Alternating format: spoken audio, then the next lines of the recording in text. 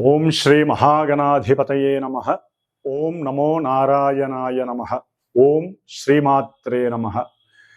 ఓం జపాకుసుమ సంకాశం కాశ్యపేయం మహాజ్యుతిం తమోరిం సర్వపాపఘ్నం ప్రణతోస్మి దివాకరం. ఓం శ్రీ సవితృ సూర్యనారాయణ స్వామినే నమః. వీక్షిస్తున్నటువంటి ప్రేక్షకులందరికీ కూడా సింహ రాశిలోకి సూర్యుడు తన యొక్క సొంత ఇంట్లో ప్రవేశిస్తున్న సందర్భంగా సింహరాశి సంక్రమణ ప్రవేశకాల శుభాకాంక్షలు. అంటే కాలచక్రంలో అంతరిక్షంలో గ్రహాలన్నిటినీ భూమి మీద నివసిస్తున్నటువంటి మనందరినీ కూడా కాపాడుతూ మరి ఆ సూర్య భగవానుడు ప్రయాణం చేసి సంవత్సరం పాటుగా తన ఇంట్లోకి తను ఈ రోజున అనగా శ్రావణ మాసంలో ఆగస్టు 16వ తేదీ రాత్రి 10:58 11 గంటల చిల్లర మధ్యలో రాత్రి సొంత ఇంట్లోకి మఖా నక్షత్రంలోకి ప్రవేశిస్తున్నారు స్వామివారు. సాక్షాత్తు శ్రీమన్నారాయణమూర్తి యొక్క అంశయే సూర్యనారాయణ మూర్తి. మరి ఆయన తన సొంత ఇంట్లోకి రావటం ఒక విశేషమైతే, అది కూడా ఆయన అంశలో శ్రీమన్నారాయణమూర్తి దశావతారాల్లో ఒక అంశ అయినటువంటి ద్వాపర యుగానికి అధిష్టాన దేవత కలియుగంలో మరి ఒక పాదం మీదే నడిచేటటువంటి ఈ ధర్మ అర్థ కామ మోక్షాల నాలుగిటిని కూడా కమాండ్ చేసేటటువంటి ఎంతో సారాంశాన్ని మానవులకి అందించినటువంటి శ్రీకృష్ణ పరమాత్ముని యొక్క జన్మదిన శుభాకాంక్ష. దీన్నే శ్రీకృష్ణ జన్మాష్టమి, గోకులాష్టమి అంటారు. కాబట్టి ఈ రోజున స్వామివారు శ్రావణ మాసంలో ప్రవేశించటం, సాక్షాత్తు శ్రీకృష్ణ జన్మాష్టమి, భగవద్గీత సారాంశాన్ని మనందరికీ ధారపోసినటువంటి వినిపించి మానవుడు ఈ కలియుగంలో ఏ విధంగా ఉంటే తన యొక్క మనుగడ చక్కగా ఉంటుంది, మోక్ష మార్గాన్ని ఛేదిస్తాడు, మోక్ష మార్గాన్ని అందుకుంటాడు అనేటటువంటి విషయాన్ని భగవద్గీతలో చక్కగా ఆయన లిఖించి మనకు అందజేశాడు. కాబట్టి ఈ రోజున మరియు ఆదివారం 17వ తేదీన అందరూ కూడా ఈ భగవద్గీతని చక్కగా చదవటం, లేదా ప్రతిరోజు భగవద్గీతలో ఒక లైను ఈ భగవద్గీతలో ఒక శ్లోకాన్ని మరియు దానికి సంబంధించినటువంటి తాత్పర్యాన్ని చదువుతూ ప్రతినిత్యము పిల్లలకి అలవాటు చేస్తూ, మరి ఈ భగవద్గీత ఎక్కడుంటే శ్రీకృష్ణ పరమాత్ముడి యొక్క ఆరా, ఆయన యొక్క శక్తి యుక్తి అంతా కూడా మనకి లభిస్తూ ఉంటుంది. కాబట్టి అందరూ కూడా సంవత్సరానికి ఒకసారి శ్రీకృష్ణుని తలుచుకోవడమే కాకుండా ప్రతినిత్యము హరే రామ రామ రామ హరే హరే, హరే కృష్ణ కృష్ణ కృష్ణ హరే హరే అనేటటువంటి ఈ చక్కగా నామాలని పిల్లలు పెద్దలు అందరూ కూడా నిత్యము ఒక్కసారి లేదా 11 సార్లు పఠిస్తూ ఈ భగవద్గీత శ్లోకాన్ని చదువుతూ ఉంటే ప్రతి నిత్యము మనకి శ్రీకృష్ణ జన్మాష్టమితో సమానం అవుతుందని చెప్పి నా యొక్క ఉద్దేశము, సారాంశం యొక్క ఉద్దేశము కూడా అదే. మన యొక్క పూర్వీకులు అదే చెప్పి ఉన్నారు. కాబట్టి మంచి చెడులన్నీ కూడా ఈ యొక్క మన శ్రీకృష్ణుడు వారి యొక్క భగవద్గీతలోనే ఉంటాయి. కాబట్టి అందరూ కూడా శ్రీకృష్ణ జన్మాష్టమిని చక్కగా విశేషంగా జరుపుకోండి. అట్లాగే మనకి శ్రావణ మాసంలో అత్యంత విశేషంగా రాబోతున్నది శ్రావణ బహుళ శని అమావాస్య మరియు మఖా నక్షత్రంలో మనకి ఈ ఆగస్టు 23వ తేదీన చక్కగా ఆ రవి మరియు చంద్రుడు మఖా నక్షత్రానికి అధిపతి అయినటువంటి కేతువు కలిసి చక్కగా ఆ యొక్క సింహరాశిలో ఉంటారు. ఇది ఒక రకంగా అమావాస్యని మాత్రమే మనం అనుకుంటాం, కానీ అమావాస్యకి అధిపతి శని భగవానుడు, అట్లాగే రవిచంద్రులు ఇద్దరూ కూడా ఆ రాశిలో ఉండటం, కేతువుతో కలిసి రాహు చేత చూడబడుతూ రవిచంద్రులు ఇద్దరూ కూడా కాస్త హీనత్వాన్ని, వారి యొక్క శక్తిని తగ్గించుకున్నటువంటి పరిస్థితులు. రవి సింహరాశిలోకి రావటం, ఆయన అక్కడ ఉండటం వలన కాస్త ఆయనకి శక్తి ఉన్నప్పటికీ కూడా పాపగ్రహమైనటువంటి రాహువుతో, పాపగ్రహమైనటువంటి కేతువుతో బంధింపబడి ఉండటం అనేటటువంటిది కొంత ఆలోచించదగినటువంటి విషయం. కాబట్టి ఈ నెల రోజులు కూడా సూర్యుడికి బలాన్ని ఇవ్వటం కోసం అందరూ ఆదిత్య హృదయాన్ని చదవండి.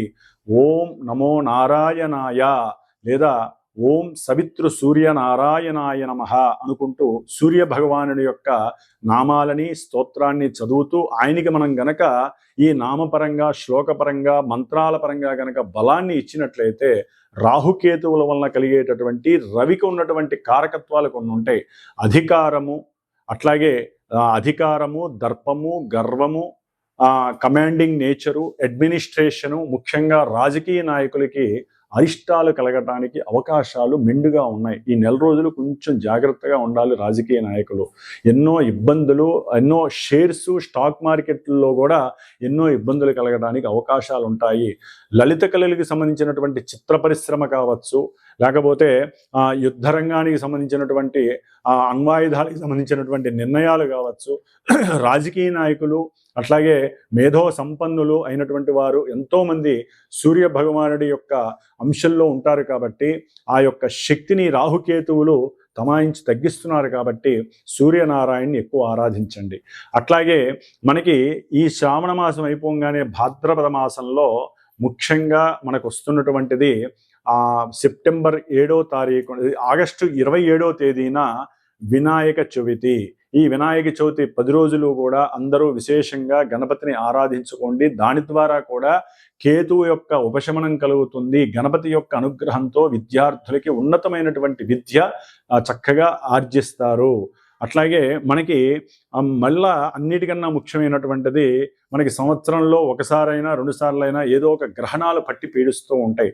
ఇది ముఖ్యంగా సెప్టెంబర్ 7వ తేదీన మనకి ఆదివారం రోజున శతభిష నక్షత్రంలో చివరిలో ప్రారంభమై, అంటే పూర్వాభాద్ర నక్షత్రంలో చంద్రుడు ఉన్నప్పుడు, ఆల్రెడీ పూర్వాభాద్ర నక్షత్రంలో ఉన్నటువంటి రాహువు అక్కడ కుంభరాశిలో ఉండి, చంద్రరాహువులు ఇద్దరు కుంభరాశిలో, పూర్వాభాద్ర నక్షత్రము ధనకారకుడు, పుత్రకారకుడు, కుటుంబకారకుడు అయినటువంటి గురుడు యొక్క నక్షత్రంలో ఇరువురు కూడా కలిసి ఉండి చంద్రుడికి ఇక్కడ గ్రహణం పడుతోంది. సంపూర్ణ చంద్రగ్రహణము. ఇది అర్ధరాత్రి, ఆ రోజున రాత్రి దాదాపుగా 9:55 ప్రారంభమై 1:26 అంతమవుతోంది. దాదాపుగా 3:31 అటు ఇటుగా ఈ మొత్తం కూడా సంపూర్ణ చంద్రగ్రహణం మనకి సంప్రాప్తిస్తోంది భారతదేశంలో. కాబట్టి కొంతమంది మళ్ళా వీడియో చేసినప్పుడు దాని యొక్క విశిష్టత మనం అందరం తెలుసుకుందాం. ఏ రాశుల వారికి ఎలా ఉంటుందో మనం తెలుసుకుందాం. ముఖ్యంగా ఇప్పుడు వచ్చేటటువంటి శ్రావణ బహుళ అమావాస్యకి శనిగ్రహ పాశుపత రుద్రహోమాన్ని మనకి ఈ శ్రీమాతా జ్యోతిషాలయ పీఠంలో చక్కగా నాచే నిర్వహించబడుతోంది.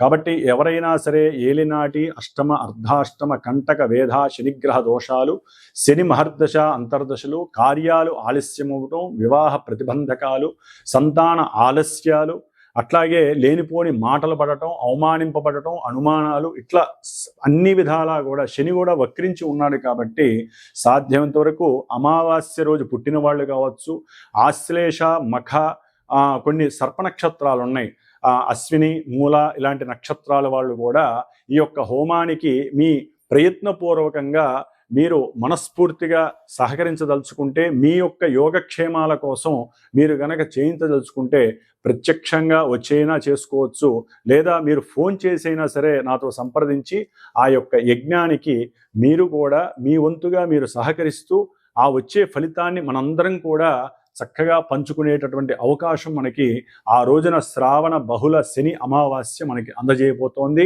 ఆ రోజున విశేషమైనటువంటి లక్ష్మీప్రదమైనటువంటి యోగం కూడా కలుగుతుంది. కాబట్టి చివరిలో శ్రీ సూక్త సహితముగా లక్ష్మీనామాలతో ఆ అమ్మవారికి కూడా హోమం చేయబడుతోంది. కాబట్టి ఎవరైనా సరే ఈ యొక్క హోమంలో చక్కగా మీ యొక్క గోత్రనామాలు ఇచ్చి పాల్గొనవచ్చు.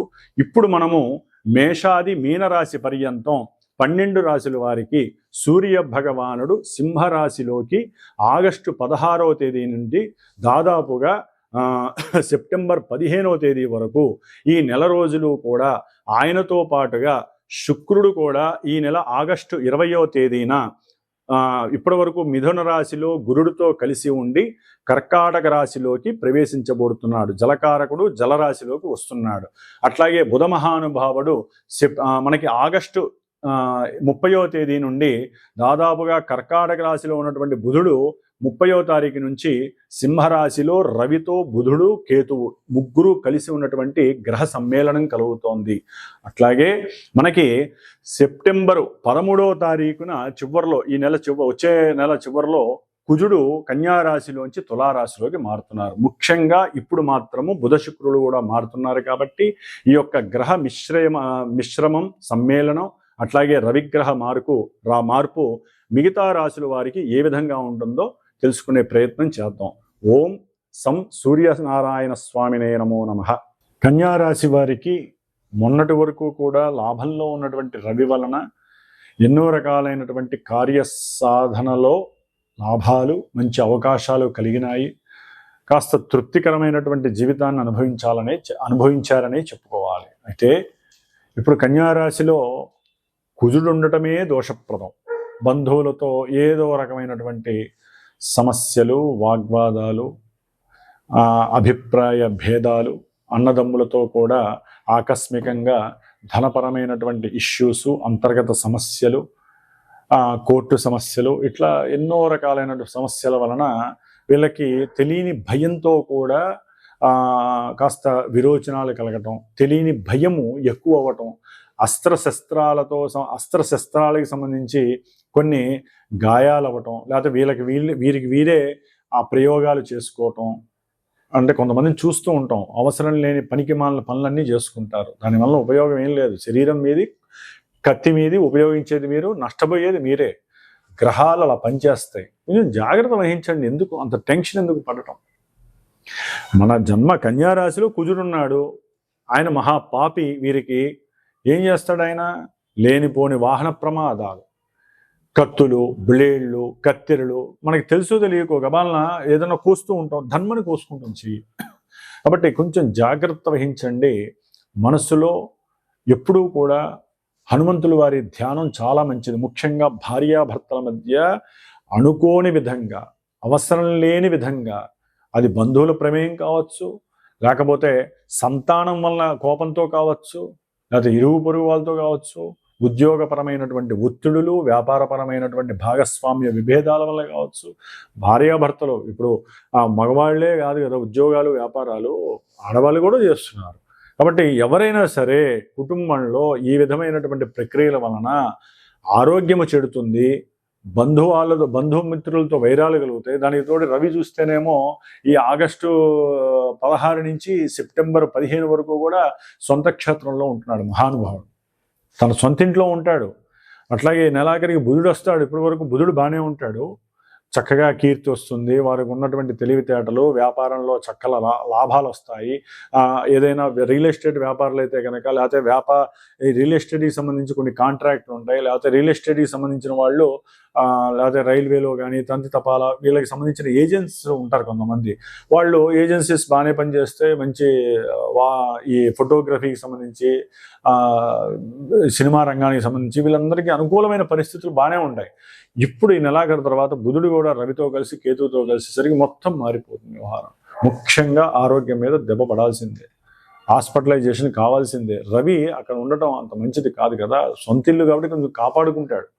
కానీ అవసరం లేనటువంటి తండ్రితో వైరము, లేకపోతే ఉద్యోగంలో ఉన్నట్టుండి మిమ్మల్ని డైవర్ట్ చేయటం, లేకపోతే ఉద్యోగంలో ప్రమోషన్ వస్తుందనుకుంటే అది కాస్త డిమోషన్ అవ్వటం, అంటే ఇబ్బందులు పడటం, అసలు తీసేయటం, ఇట్లా ఉద్యోగరీత్యా చాలా కఠినమైనటువంటి పరిస్థితులు ఎదుర్కొనే సందర్భం మీకు కనిపిస్తోంది.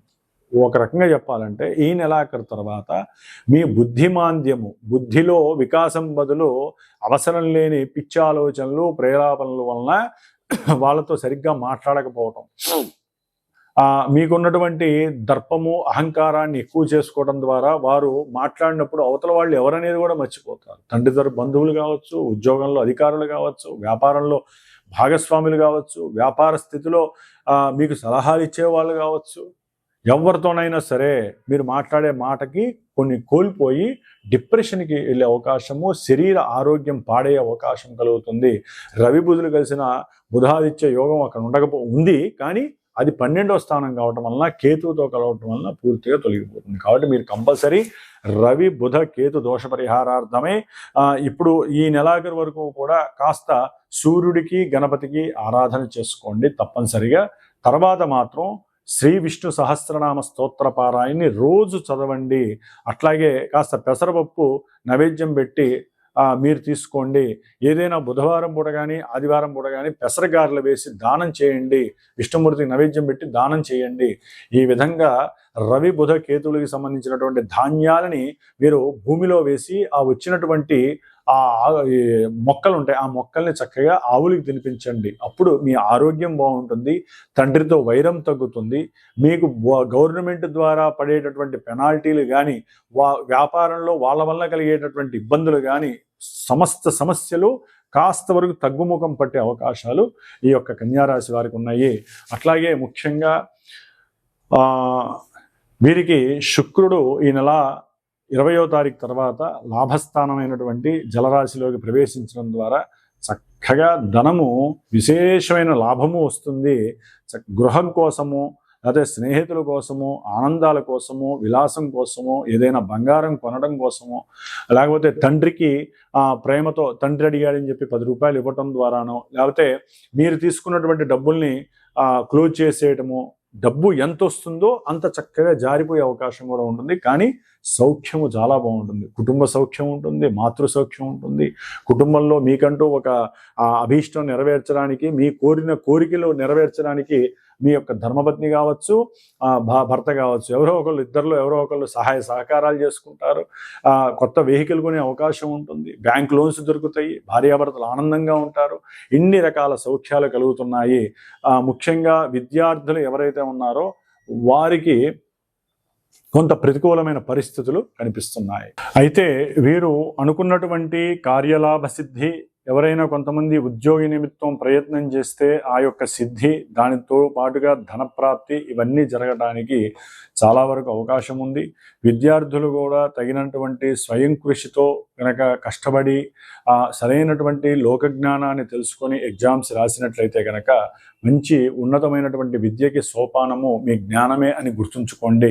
కాబట్టి ఏదేమైనప్పటికీ కూడా వీరు జ్ఞానం కోసం, విద్యార్థులు అట్లాగే వ్యాపారం కోసం, ధనాన్ని పెట్టుబడి పెట్టిన వాళ్ళు, కెరీర్ కోసం తాపత్రయపడే వాళ్ళు ఆ యొక్క గురు మహానుభావుడికి, గురుడికి సంబంధించి ఆదివారం పూట కాస్త అభిషేకం చేయించటము, శనగలు నివేదన చేయించటము, అట్లాగే మనకి ఎరుపుతో కూడినటువంటి గులాబీ పూలని స్వామివారికి అష్టోత్తరం చేయించడం ద్వారా కన్యారాశి వారికి గురుచండాలత్వ దోషము తొలగి వ్యాపారపరంగా, ఉద్యోగపరంగా, విద్యపరంగా, కాస్త భార్యాభర్తల పరంగా కూడా కొంతవరకు ఊరట కలిగి అనుకూలం కలగడానికి అవకాశం ఉంటుంది. ఓం నమో భగవతే రుద్రాయ.